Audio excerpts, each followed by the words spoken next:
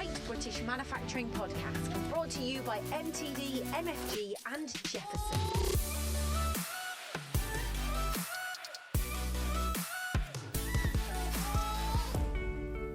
Hello and welcome to the Great British Manufacturing Podcast. On this week's podcast, we will discuss the latest positive UK manufacturing news. We will discuss this week's budget and how it affects UK manufacturers, and welcome a special guest, Christopher Greenough, CCO of Shrewsbury-based SDE Technology. My name is Joe Reynolds, and joining me this week is MTD's Richard Jordan. Richard, welcome. Thank you very much, Joe. It's nice to be along with you. How are you? Yeah, great to catch up as always. But right, let's jump straight in with the news. Ford is investing $230 million to transform Halewood.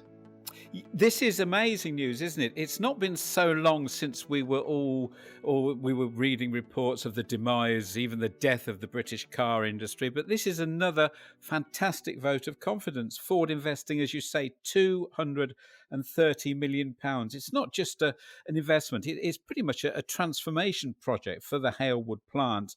It's the transmission facility, which is up there on Merseyside, completely transforming it to build electric power units for the future Ford all-electric passenger and commercial vehicles across the whole of Europe. We know that's coming down the road, if you like, in the next few years. And it's a brilliant vote of confidence in the factory and the workforce in Halewood. So that's tremendous news. It's the first electric vehicle component in-house assembly site in Europe, and production is due to kick off in 2024, which is only just over 2 years away, isn't it? So a brilliant investment, £230 million. I don't think you can say that often enough. It's such a huge investment. So brilliant news. It is. I've been there many times, and it's fair to say they won't mind me saying it is quite a dated site. So it's most welcome, that investment. Absolutely, yeah. On the similar theme, new gigafactory in Coventry. We talked about this a few weeks ago on the podcast, but it's been given a date, 2025, they're saying. Absolutely right. Yeah, the gigafactory, it's going to create what they're saying is the UK's largest battery gigafactory. And look where it is. It's right in the heart of the country. It's right in the heart of our industrial heritage part of the country where vehicles, the automotive sector has been based for years. So there's no accident that it's been being put there. It's a £2.5 billion investment into the region.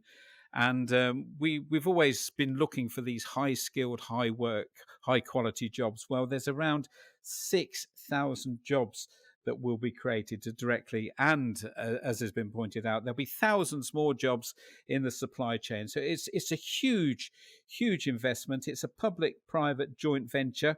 It's a partnership between Coventry City Council and Coventry Airport, getting support from all sorts of local industrial groups, local government, academic institutions, and as you say, they've now announced the date for it. So it's great. Again, that's two really big stories that we've kicked off this week. Two huge investments in the UK PLC, which is a great way to start the programme.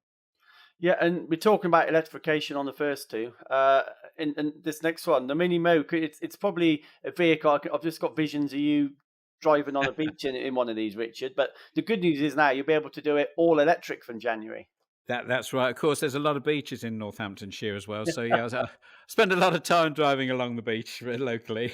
But as you say, it's an electric version that's being built by Moog International. The price, if you want to buy one of these for the beaches, I know you live, you've got your Caribbean getaway. The prices start at $32,480, and that does include tax. And the first deliveries of these vehicles will be in 2022. If you want to know, it's got a 44 bhp motor powered by a battery, and it takes 4 hours to charge that battery. And here's a few other stats for you. The acceleration to 35 miles an hour takes 4.5 seconds, and the top speed is just enough to exceed the national speed limit of 62 miles an hour. And the range, they say, is 89 miles. So just make sure you don't park it 90 miles away from your charging unit. But yeah, good news. Yeah, well, maybe that's not my next company car then. I had visions of me driving down the M5 in my hair in the wind, but maybe not. Maybe not. Okay, let's take a short pause from this week's positive UK manufacturing news and introduce this week's special guest. It's no other than Christopher Greenough, who is CCO of SDE Technology in Shrewsbury. Incidentally, Chris is also the host of the Saturday morning show, the SME Focus. Chris, a very warm welcome. Thank you, Joe. How are you? I'm really good, thanks. How are you keeping? Yeah, not bad. We're really busy. Manufacturing is having a return to the boom days. Good stuff. So just for the people aren't aware of you, I guess, tell us a little bit about Christopher Greenough and what your career to date. Well, I've been here, this is my 28th year at SDE Technology. So I started as a press operator and I've worked my way up to CCO. SDE Technology is one of the leading manufacturers of pressings and assemblies in the UK. On the cutting edge of hot form aluminium, we've got the first UK license for a new hot form aluminium process, HFQ. So big investment over the next couple of years and big plans for the company. Yeah, just on SDE, tell us a little bit more about the company. This HFQ in particular, I know this could be a game changer for many manufacturers. Absolutely. So we're privately owned. We've been in business nearly 60 years. Always looking to diversify, always looking to get ahead of the market. Obviously, aluminium now, lightweighting, electrification is all about range of vehicles. So the new HFQ process allows for part integration, lighter weight parts, down gauging, and more strength. So it's a real game changer in terms of structural parts for automotive, aerospace, rail. It's fantastically exciting. Yeah, and I know you've only recently adopted this last 12, 18 months. Yes. What's the uptake been? What's the feedback been like from the field? Well, the market's ever growing.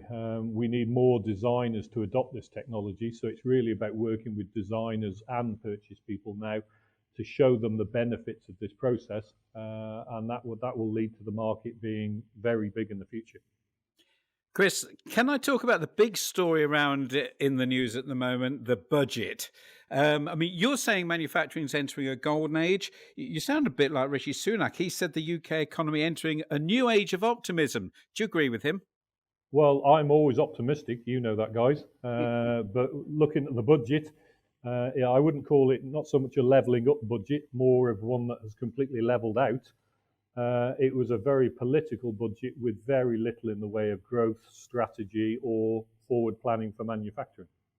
So manufacturers across the country, what will they be looking at this morning and what positives will they be taking from it? For manufacturing, there weren't many positives. Manufacturing is a key driver for a thriving economy, and there's little in this budget to promote or support the sector. There was no mention of carbon reduction, green processes, product, or sustainability. It was very much Mr. Sunak putting his spin on it. The public sector is well overdue for investment. Coming out the depths of the pandemic, I think we all agree with that. There was lots of talks of hospitality and the service sector, but they're separate sectors. There's no plan or support for UK manufacturing. But we've been hearing about how the government wants to create a high-skill, high-wage economy. There must have been something that you could find there to support that. Well, I did have to look long and hard. The extension of the annual investment allowance is a positive, and that will help drive investment and drive business. But when we look at business now going forward, the skills gap is ever increasing. There was no reform on the apprenticeship scheme that is failing, and take-up in apprenticeships is actually dropping. However, the extension on the hiring incentive and the 2.7 billion to reform recruitment in apprenticeships is welcome, but it's the scheme that is failing. It's not the recruitment per se. So there's lots more work he needs to do. Yeah. So what you're saying, correct me if I'm wrong, on the apprenticeship side, Chris, you think manufacturers should be able to train their own and still be able to get the grants that are available? Absolutely, and the 2.7 billion is going to reform the recruitment side of itself rather than the apprenticeship scheme, and that's because the recruitment side is failing miserably. So there's lots more work to do, and he needs to involve business in those decisions around apprenticeships. But is business making this point to the Chancellor and the government as a whole? there's lots of people making this point. So Make UK, lots of other membership groups are making this point. The government seems to go their own way with certain things on the apprenticeship. But what we really need from the government now is a vision for the manufacturing sector that really creates investment and drives innovation. And we didn't see that from the budget. You spoke about the fact that there's more money being spent on public services. There are investments in infrastructure going on at the moment and into the future. Surely that's going to help manufacturing. Well, they will help manufacturing, but again, they are larger projects. They won't help the SMEs in the country. 99% of the companies in the UK are SMEs.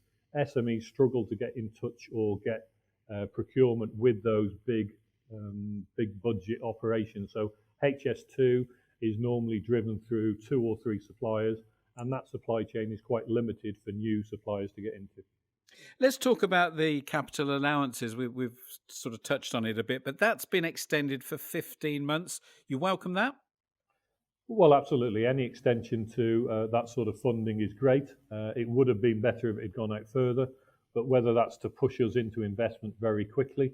But some of the investments the manufacturers have to make are for 5 and 10 years. So those decisions aren't taken lightly. Yeah, and that's what I was thinking on Make UK. Well, lots of people are calling for a 5 or 10 year extension, and maybe it's Rishi Sunak being a bit of a salesman, like you say. Maybe it's saying, "Come on, let's make that investment today," rather than waiting maybe 5, 10 years. Maybe it's just trying to push you over the line to buy that machine or that factory or whatever it may be. Well, he is, but if they're large investments with a 5 or a 10 year payback, you can't be pushed into that investment by a salesman. So what we need is a slightly longer term view, which again the budget didn't deliver. It seemed to be very short term, seemed to be very looking at a political budget rather than looking at how we can drive the economy forward. Isn't it inevitable that a budget's going to be political, though? Well, it is, but I think we need to really change the mindset now. We've got to look to reshoring. We've got to look to invest in the UK per se. We've got to drive manufacturing, and that needs something that is a bit more all party, a bit more of a potentially an industrial strategy. Now, wouldn't that be nice? Come on then, be specific. You're call now to the UK government. What would you like them to do to aid manufacturers? Well, what I'd like to look is a long-term industrial strategy that is all party. Someone, whether it be a minister or commissioner for manufacturing, who beats the drum for SMEs in the UK. We really need to be looking at sustainability, carbon reduction, and these aren't 1 or 2 year things. These are 5, 10, 20-year plans that need to be put in place. But also I'd like the government and Mr. Sunak to start working with businesses of all sizes, so including SMEs, to be driven, so policy is driven by business for business.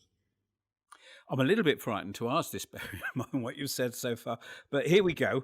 Were there any negatives in the budget? No, I think he did quite a good job. So I sound like should be on Strictly. So I've given you all the things I didn't like. Well, there were some things. I mean, spend on public sector, well overdue. Hospitality and service sectors have had unprecedented pressure over the pandemic, and he has to do something on those. But what we haven't seen is where we've got a massive skills gap, anything to really address that skills gap, and we haven't seen anything that's going to make an SME in the UK manufacturing sector invest for the long term. Yeah, and just the final one for me, Chris, whether you like it or not, you can either drown your sorrows in reduced price alcohol, or you can celebrate with some reduced price, English sparkling wine, can't you? Well, as long as it's English and as long as it's made in the UK, then that's fine. Let's all go and buy it and let's enjoy the run up to Christmas. Sounds good. Chris, as always, thank you so much for joining us on the podcast. We wish you well for the rest of the year and we'll catch up soon. Thank you, guys. Take care. So, Richard, a great insight from Chris, as always. A positive, negative, neutral budget. I'm not quite sure where we are on that one, really, but it's great to have Chris on, and he's got some valid points, as always. Yeah, indeed he has. I think you're right. I think it was a positive, negative, neutral budget, according to Chris. Probably ticked all 3 boxes. Yeah, quite. And just before we continue with this week's news, for those that haven't already, please download the MTD MFG app. It's available for Android and Apple at your usual app store. Also, go to mtdmfg.com. We don't get time to discuss all the positive UK manufacturing news on this podcast, but clearly we put it all on the website and the app where you're going to get exclusive content. So please do go and download the app and pay us a visit online as well. But moving on with the news, Bentley announced the company's biggest ever intake of trainees. 113, incredible. It's more good news, isn't it? And interesting, that was one of the topics that Chris was honing in on during that chat that we had about apprenticeships, about trainees and investment for the future. And as you say, Bentley has announced, I mean, let's face it, if you want to work in the automotive industry, it doesn't get more prestigious really than working for Bentley. And they're taking on 113 new trainees in 2022. That's, as you mentioned, the highest number ever offered by the Bentley HQ. It's all part of the Bentley 100 strategy, which is their future strategy for the brand looking forward. They're looking particularly for people to work in digital technology, electrical systems engineering, and lean manufacturing. And apparently the company is suggesting that some 20% of those trainees, the 113 that they're looking to take on, will be trained in software engineering and data science. So a huge range of skills they're looking for, and a huge range of skills that people, those 113 lucky people, will be able to have and set them up for a long and pretty prosperous career. Indeed. Yeah, it wouldn't be bad, would it, to go and build the Bentley you end up driving one day? Yeah, good point. Yeah. The next story, SR, the submitted plans to build 2 hydrogen plants. What can you tell us about this story? Yeah, this is in the Stanlow Manufacturing Complex, which is in Ellesmere Port. So back to the north of the country. We started off with Ford, and now we're talking about SR Oil. These manufacturing facilities, the hydrogen production plants, will be part of the HyNet Northwest initiative, which is it's an innovative low carbon and hydrogen energy project. What it does, it aims to unlock the low carbon future across northwest England and northeast Wales. And again, that was something we were discussing with Chris, wasn't it? Carbon neutrality and how committed the government is. But it certainly seems that SR Oil is committed to it. The 2 blue hydrogen hubs, they're expected to attract another huge investment. We're talking about £750 million if it's all approved. Work hopefully will get underway on the site by the end of next year, 2022, and the first production of hydrogen is set to start by the middle of this decade. Yeah, no, incredible, isn't it? On a similar vein, JCB, a name we all recognise, successful company, and investing 100 million in hydrogen engines. Yeah, another great British name, isn't it, JCB? It's one of the great British names in manufacturing in this country. As you said, £100 million, the super efficient hydrogen engines. The company based, of course, in Uttoxeter. Anyone that's been to Alton Towers will have driven past JCB. We've all seen that. They've got a great sculpture outside the factory using all the buckets that they fix to the diggers. I always think that's great. So it looks fantastic. So JCB, as you say, £100 million they're investing. They're targeting the end of next year, so just 12 months for the first machines to be available for customers. 100 engineers have been working on the development, and they've also started recruiting again. They're looking to take another 50 engineers on to continue the work there. So more brilliant news from another great British name in British manufacturing. Indeed, it is, and it's like we've done this podcast for some time now. It's not every week, but it feels like most months we're talking about a JCB recruitment drive. It's astonishing, absolutely astonishing how many these diggers they're making, and predominantly exporting. It's just fantastic news, a great UK success story. It's an amazing UK success story, and consistently a success story. It always seems, as you say, we speak about the company often, but you look back in the past, it's always been one of the great success stories of British manufacturing. And just looking back over this program, when you think we've mentioned Ford, Bentley, JCB, we're not talking about small companies with small investments, important though they are. We're talking about the huge British companies and huge investments that are being made in this country and in British manufacturing. Absolutely. And that's all we got time for this week on the podcast. As I say, please download the MTD MFG app for exclusive content. Visit mtdmfg.com to get all the latest news. As I say, we don't get a chance to cover it all. A big thanks to Christopher Greenough of SDE Technology. Richard, thank you to you. But as always, the biggest thank you goes to you at home for listening, and we'll see you next week. Thanks for listening to the Great British Manufacturing Podcast. Don't forget to subscribe and leave a rating and a review. You can find us on Twitter using @MTDMFG and @Jefferson_MFG.